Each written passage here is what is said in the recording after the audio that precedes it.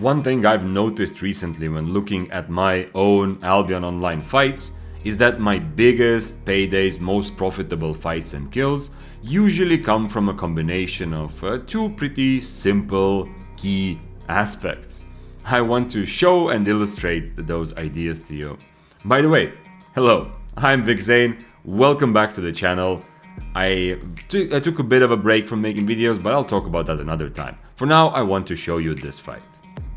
And by the way, yes, I have actually been streaming Albion for a couple of months now. Come check me out at twitch.tv/VictorZane. Whether you want to learn more about Albion PvP, talk about life, or come backseat and point out everything I'm doing wrong, you are very welcome. Let's look at this fight now. Here I am playing tier 7 Daybreaker and my enemy is 4473 Bloodletter. We'll get to some 8.3 kills right after this, but before that I'd like to show you this fight and also to kind of show a bit of what's it like in my stream, because we very often take these sorts of fights and then analyze them together to figure out what happened and what went wrong or what went well. As you are watching this fight and then listening to the streamer Victor analyze what happened here, try to guess what are those two big things that I mentioned at the start that I feel usually give me those biggest, juiciest kills that I end up getting, especially when I'm playing something mid-tier like here. Difficult, but not impossible. Does he still have a stack? He doesn't. If we fight fast, I have a stack. Who are you slowing, sir?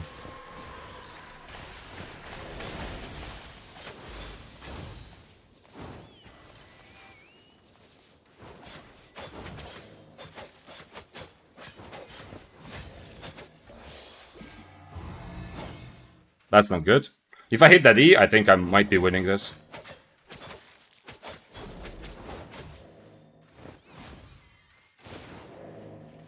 He has so much cooldown reduction that he will actually have his jacket before mine, unfortunately. But my buff will time out.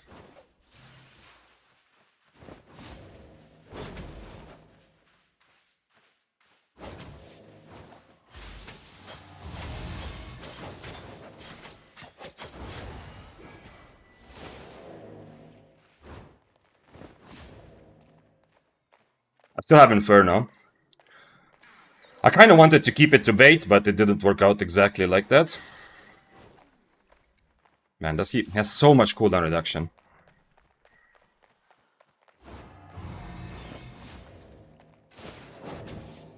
We did it! I used my E and hoping to bait his E into... Ooh, 11 million! Yo! A few moments later. So, because on this, if you're new, or you know, on this stream, very often we rewatch stuff. Usually we watch how I died and why I died to figure out what we can learn together. But this time we're going to watch the actual kill. Okay, so first of all, let's start with, where do I inspect him? Okay. So, he is playing this as a mobility Bloodletter. We've talked about this many times. What I mean by this, his weapon doesn't have big damage spells, right? The only way he can kind of do damage is E at the start of the fight, which a lot of them would do. Like he would probably do if I was higher IP, you know? But here, my low IP kind of functions a bit as a bait also, because he thinks he can win this. Also, he's on Stalker Jacket, right? So he's relying much more on Stalker Jacket damage. His helmet is mostly for kiting, so his whole build is to abuse, but not in a bad sense abuse, to use his mobility advantage and to try to turn that into a win, right? He has good spells to dodge my E's. I cannot really E from far without risking that I'm going to miss it. And he has good cooldown reduction because of his weapon, and probably also food. Let's see, when I click on him, I need to click on him here. Yes, he's also on cooldown reduction, which allows me for... If he changed to Inferno and Rose Snapper, I would not win this fight, I think. Because, like, if he... This is because he does not really respect me in this fight very much, I think. Or he's just very used to playing that way, right? If I was stronger, if my IP was higher, and he saw that I'm I'm legitimately a big threat, he would either not take the fight at all, or if he's more experienced, he would change to Rose Snapper, Inferno Shield. Now, if you're thinking, well, okay, who cares about Inferno Shield? You can anyway purge it. Two answers. Okay, so we're learning together. Two answers. Number one, against Inferno Shield, my only counter is to purge it. Against Stalker Jacket, I have two counters. right? Either to purge it or to use my Inferno against it. I hope that makes sense. Answer number 2. Purging his Stalker Jacket, it's kind of similar to Inferno, but purging his Inferno is going to be even trickier because it's so easy for him to think about that and, you know, use Inferno and then instantly dash. Like good Bloodletters would do that against Daybreaker. Whenever he uses his Inferno, he would just dash or Q away to dodge my E, and then he's free to go, you know, or free to fight. Okay, that we got that out of the way. Let's look at the fight. Good start, obviously, because mobs are actually making this, but he turns around, he saw, and I actually, oh, okay. Not such a good start because I also took damage from the mob circle, but he quickly turns around, so it's nice. He decides, you know, this is a fight. By the way, I do want to be on Duskweaver here, because even though it's with the big IP disadvantage, it would be so nice to have the energy shield. There's no way that, no matter how good I am at brawling, there is zero chance that I will catch this guy on cooldown reduction food and cooldown reduction perk and weapon if I don't have Duskweaver, right? So no matter how good I am, unless he disconnects, he will always get away if I don't have Duskweaver. And you saw that also in the end. Okay, let's keep going. So I Inferno the first Stalker Jacket, and he uses his E. I mean, this kind of like, he does it kind of like it used to be before, right? He's trying to use his cooldown advantage. He sees Inferno. He doesn't try to stay in brawl against my Inferno. Good decision, you know. I run after him. I still have Inferno. He fights me while I still do have Inferno. So definitely good brawling time for me. Luckily hit Impaler. Now, very unfortunate. If I hit this, it's not clear that the fight is over. But if I hit this, the fight is almost over, right? If I hit the Z, the only thing he's going to do is just run away. He's not fighting back. If I hit the Z, I do damage, I remove his boots. He's just going to use all of his spells, and I still have my buff here, and I'm on top of him, right? He's going to use all his spells just to get away. Nothing else.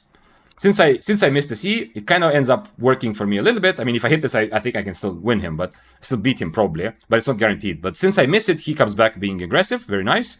And now, at this point, we have a bit of a problem here. And the problem is that I've been saying this many times. If you've been on stream, you know this. The reason Stalker Jacket no longer dominates the Mists meta is because the big cooldown increase made it so that you can always match Stalker Jacket with your Inferno, right? So my Inferno base cooldown is same as his Stalker Jacket cooldown. So whenever you Stalker Jacket, the enemy will have Inferno, in theory. The reason why here we have a bit of a funky situation is because in reality, he's using cooldown reduction food, and he is using the weapon, which is awakened with cooldown reduction talent, right? And I'm on Rose Snapper. So in reality, his Stalker Jacket is about 5 seconds, maybe 6 seconds cooldown less. So the first time I used Inferno after his Stalker. The second time, if he uses his Stalker the moment he can, by the way, if you're playing Bloodletter, take notes also. If he uses his Stalker Jacket the moment that he's ready, my Inferno will not be ready, and I don't have that option. So I will be forced to E, right? That's my only other option. And if my E is on cooldown, or if I miss it, might be GG, right? So we have a bit of this tricky situation here. Obviously, I also used my E already. As you saw, I missed it, right? But it will be kind of ready. So he's walking away. I want to keep him in combat. I use boots. But here I realize now is the time. You can see 5 seconds on my Inferno. I realize his Stalker Jacket is ready now. 100% with his cooldown reduction, it's ready. So if he dashes into me and Stalker Jackets instantly, I'm in trouble, right? I cannot remove it. I have to tank it. So I'm being a bit careful here. I expect him to turn. This is also why I'm not so worried that he's going to run away, because I expect him to turn because I know his Stalker Jacket is ready. And now, when he does get on top of me, I have both tools ready, which is also now the actual moment I wanted to show. I mean, we discussed a lot before, but this is the actual moment I want to show. I have two options here. If I Inferno his Stalker Jacket, I have my E to later catch him if I need to. If I E his Stalker Jacket, then I have Inferno later to bait his E, right? Or to try to predict his E and not die when he's going to go for his E, right? I hope this makes sense. So both options... Oh, I clicked. Everything working? Yeah. Both options seem very valid to me, but I decide to go for the more baity tactic, because if I Inferno here, it's much more clear to him what's happening. You go for E, after which I know that I have Inferno, which he might not expect me to use at the right moment. However, the moment I'm 40% HP, although I think... I'm not sure if I'm 40% here or not. Yeah, okay, the moment I'm 40%, he uses E. So he used E very early. I did not expect this. I don't know if this was like his outplay or he just made a mistake here, but my brain was that the moment I start getting low, I'm going to drink a potion. The moment I feel like it makes sense for him to go for E, I'm going to Inferno. In this case, I was not able to predict it, but the idea was there, right? Now I know he doesn't have kill pressure. He cannot turn back and kill me here, right? I don't have to worry. My healing potion is going. I have Inferno. If he turns back, he's dead, right? Even though he has a bit of an HP advantage, right? There's no way he can kill me without E here. So now it's just a matter of catching him, and luckily we hit this. There was a lot of kind of luck here. First one, I mean, this is not hard to hit the first part, but I have to wait a little bit because otherwise he runs away. And after I do use Duskweaver, I get transported like across the flowers, almost hit the edge, luckily hit it. I hit an Impaler, not seeing where I'm using it, and like across the, so there's a lot of things here that could have gone wrong. Any of these misses, and obviously he's just running away. I don't know if the mobs actually slowed him. Let's see. No, they didn't. Okay. So I didn't get the help from the mobs, but now I have a better, like, my boots are going to be ready before his. It's just a matter of getting on top of him. I have to use my mobility as fast as possible. I obviously don't need it for damage. I just need to hit like 1 or 2 spells. And I get luckily just there. Like what he could have done maybe is wait for my E to end and then jump to the side. Here, to jump to the side to try to dodge my Duskweaver, because he probably expects me to go for Duskweaver, but I get kind of lucky also by hitting Impaler just as he's jumping. And now he starts dodging, but it's too late. And we get a very nice... Come on, show us the loot. 12 million. Unfortunately, a very nice Bloodletter trashed. I hope you enjoyed that in-depth breakdown. For the rest of this video, we're not gonna go that deep into analyzing fights. I just want to show you some clips of a couple nice fights and good kills to illustrate the actual point I wanted to make with this video. The two things that I have noticed when looking at my own PvP, the two things that I've noticed are usually bringing me the biggest paydays, especially as I'm playing middle tiers. He has also red buff, but his buff will time out before mine.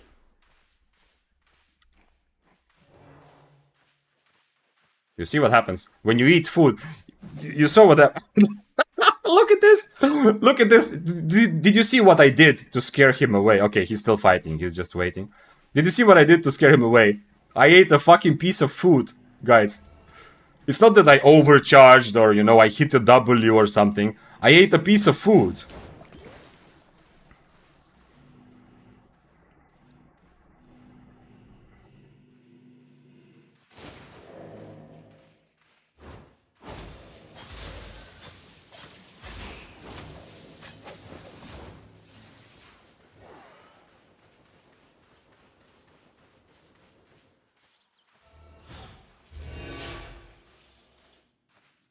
I need to somehow proc my buff. The fact that it's not starting like ideally is okay if I do get my buff procced. Otherwise, I don't think I can do this.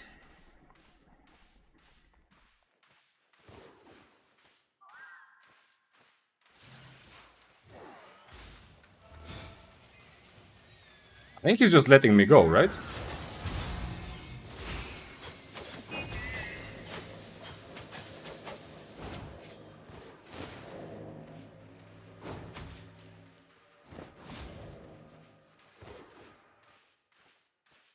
I still have 2 potions. That's the only hope I have, I think, is to bait him in, because he might not realize. I mean, he will have 1 more poison, and his poisons are hurting, but... when I have Inferno, I'm gonna go aggressive again.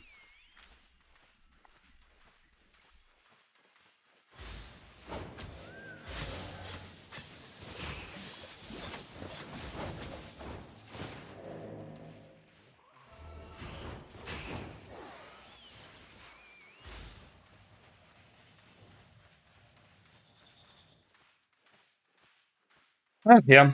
Unfortunately, now I only have one poison. That didn't go that well, but at least now I have Inferno for the next time he wants to do this. And he might have another poison, which is annoying.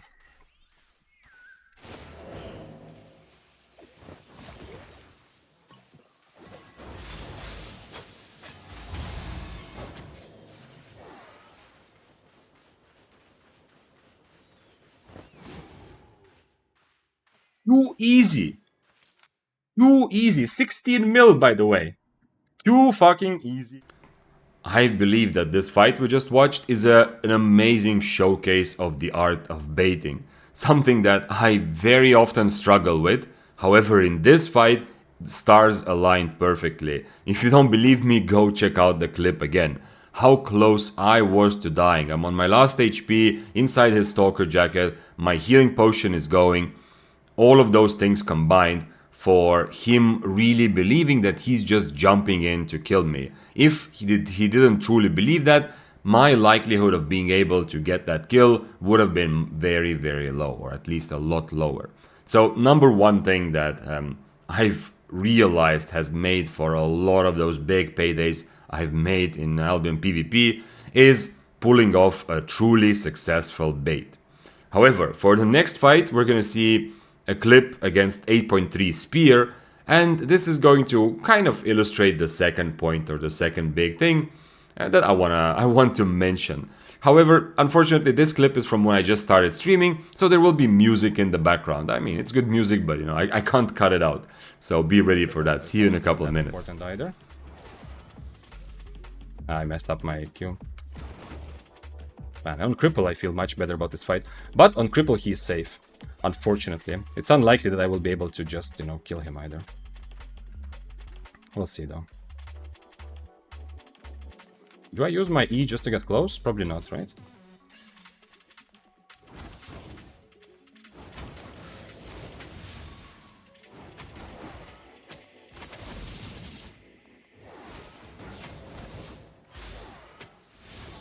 I did remove his stacks, but now he has Inferno.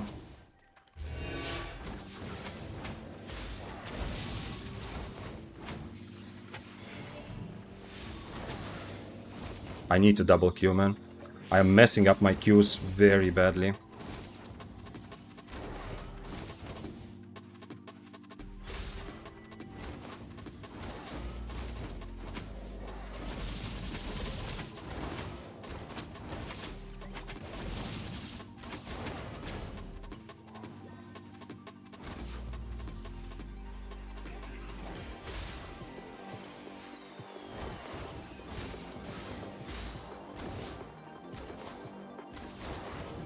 Holy shit, guys, we did it!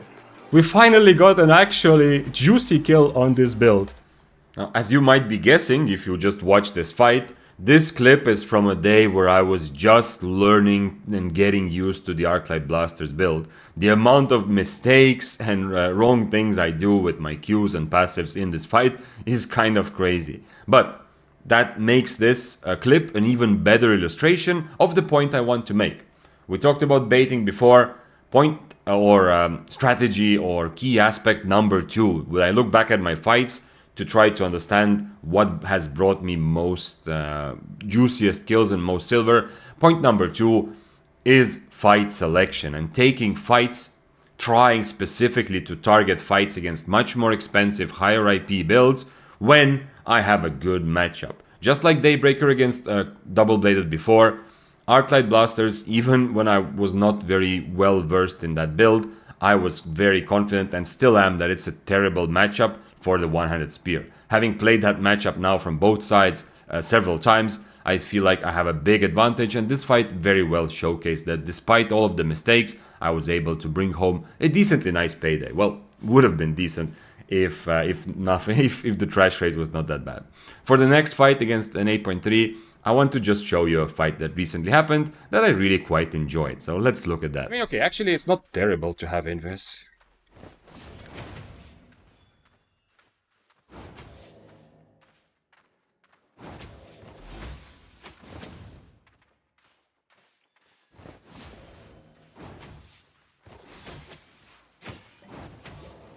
I'm probably dead, because he has too much damage. It's an 8.3, by the way, kiting me on carving. Can you believe that?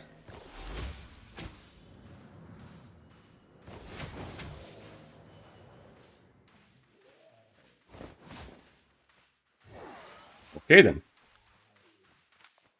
It's an 8.3 kiting me. Okay, now I have two. Now I have a red buff and 2 healing potions. So now I feel a bit better about this.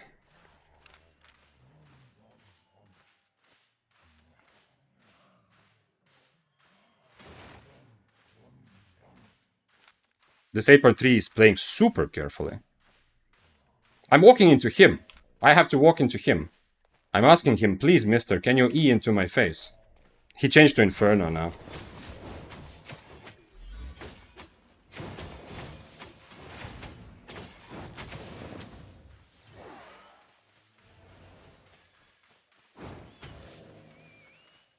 His E should be just about ready. I'm gonna walk and let him E me, I think. Otherwise, he's just running away.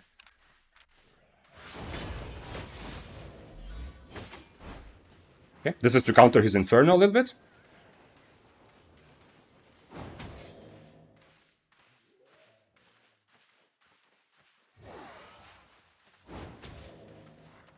Now he can just get away, I think. I gave him boots advantage, but I think it's fine, actually. I still have 2 potions.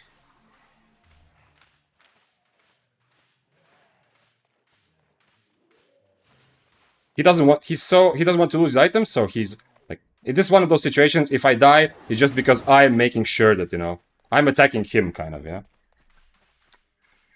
Okay, I can leave also. You know, if he's playing like that, I am still risking something. Yeah, it's nothing compared to his 8.364, but I'm risking something, yeah. If you were doubting if carving is good, this should be like, you know, answer. Carving sucks, yeah. If he has to play like this, I'm using Invis again to get to counter his Inferno. I still have 2 potions. That's why I can do this dance, potentially.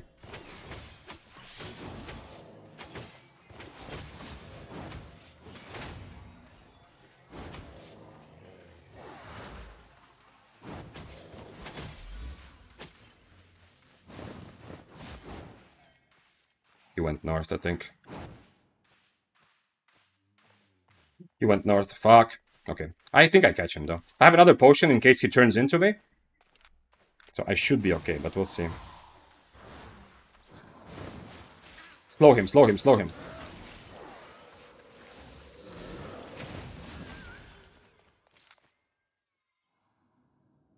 Clip it! Somebody has to clip it.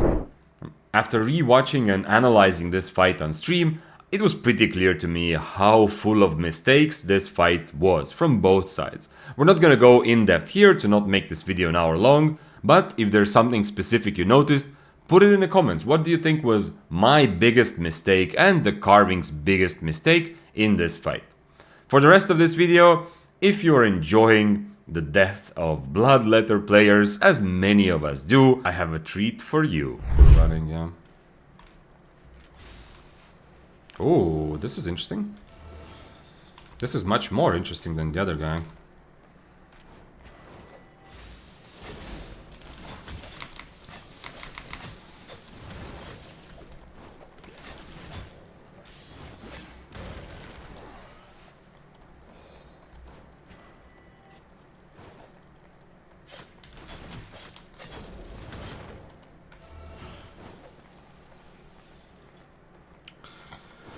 He still has 1 more healing potion.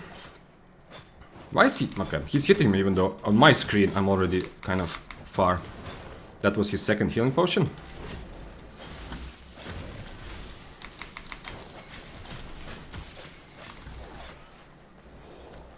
Am I dying to this? I'm kind of running out of energy here.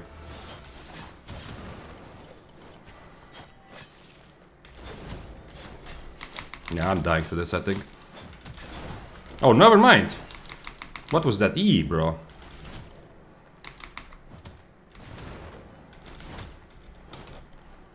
Oh shit, I was invis. I ran out of energy.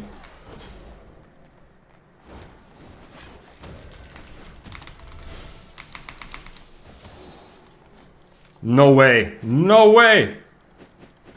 Okay, okay, okay. We got an actual hype kill with the troll build. I think this is officially the end of this being a troll build. This is now a serious actual build. Thank God he didn't swap to Inferno. You know, because of global cooldown. So he has a lot of spells to get out of there, essentially.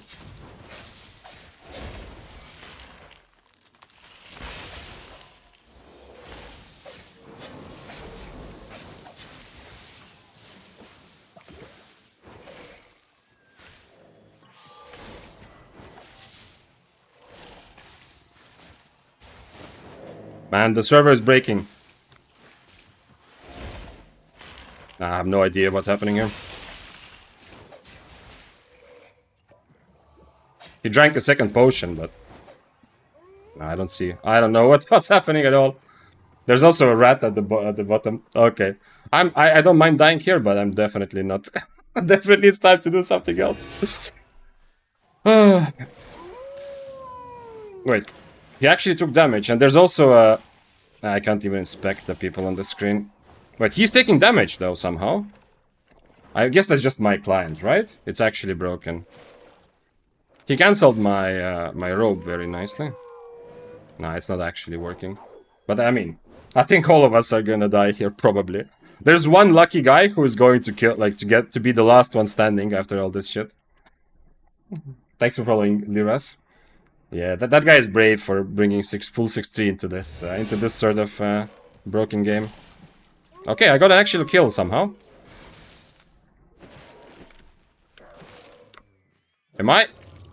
Is it only broken for them? I looted his helmet. Yo, I got the kill and looted his helmet somehow. And this guy got knocked to mobs. But the Bloodletter at the south is still... this is like a totally new game, yo. Guys, it is turn-based Albion at its best. Easy win. Yeah, hamster. I should... wait, I should record this. I should put it in a video. This sounds like... this is how I beat 6-3 Bloodletter. Now you server like an A server. That was kind of funny. Can I... No, this doesn't count. Oh, no, it does count. Okay. But I cannot loot because the game is still broken. I looted the mercenary hood. I don't have eel stew anymore. Which is also one extra point for using my splitting slash.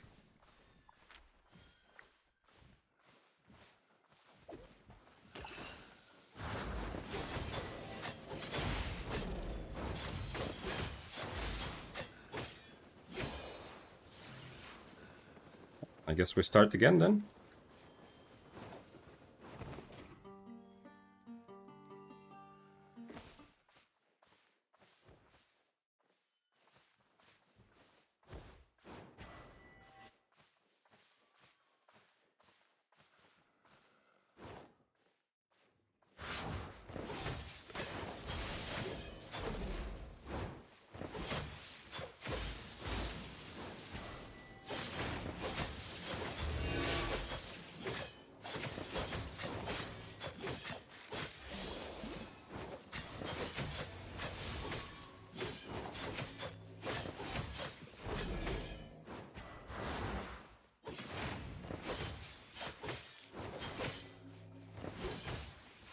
His E should be almost ready, right?